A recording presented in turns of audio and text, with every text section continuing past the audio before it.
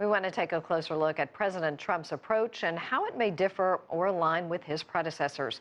We are joined now by Geoffrey Aronson. He's an analyst with the Middle East Institute. Geoffrey, welcome to the broadcast. Thank you. So we just saw President Trump there with Mahmoud Abbas after meeting in Bethlehem. Yesterday, we saw him with Benjamin Netanyahu. It seems like they are very welcoming. They are open.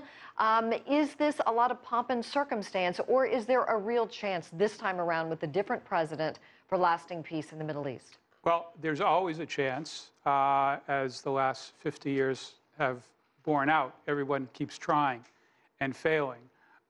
President Trump's recent visit there is, under the best of circumstances, an opening gun along a long road of a real negotiating process.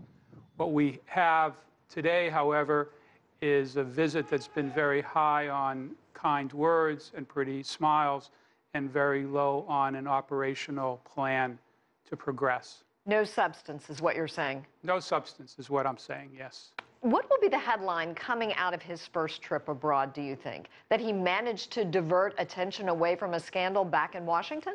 Well, I certainly don't believe that this will have a long-lasting impact on his domestic problems, which easily crowd out the agenda, especially since we don't have much to report back on in the region other than smiles and nice-sounding words. So I don't think he'll get a lasting bump from his overseas travels.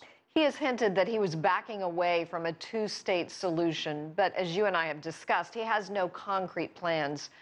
What do you think he believes is the solution? Well, I personally don't think that he spends a lot of time thinking about that. I don't think he's terribly well schooled in the excruciatingly arcane details of this process. He understands a transactional deal. That's his own history. However, this conflict does not lend itself to that kind of démarche. And we'll have to see if he summons the interest on his own part and the institutional will on the part of his administration to actually craft an operational plan that can engage the hostile parties. What was his message to the Arab world? He was tough on Iran. He was very tough on Iran. He was very tough on Iran's allies in the Shia world.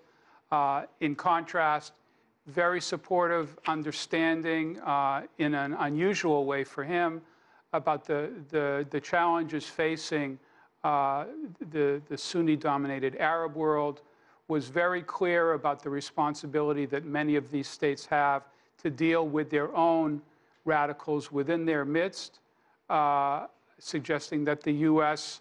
was not about dictating outcomes, but was suggesting very strongly that they put their own houses in order.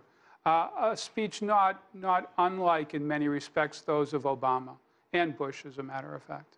Do you think the Palestinians and the Israelis both heard what they wanted to hear from Trump? Was he talking out of two sides of his mouth? Always, and that's what people do. When he was in Bethlehem, he spoke to the concerns and needs of the Palestinians, was very supportive, on the other hand, of Israel's concerns. There is and there can be a way forward here. However, we don't see an indication as a result of this trip of any serious commitment to make things happen. And if you leave this issue to the parties themselves, we've seen over the last 50 years that despite a certain degree of American interest, they aren't capable of crafting an agreement on their own. Well, Geoffrey Aronson, thank you so much from the Middle East Institute. We appreciate your time. My pleasure.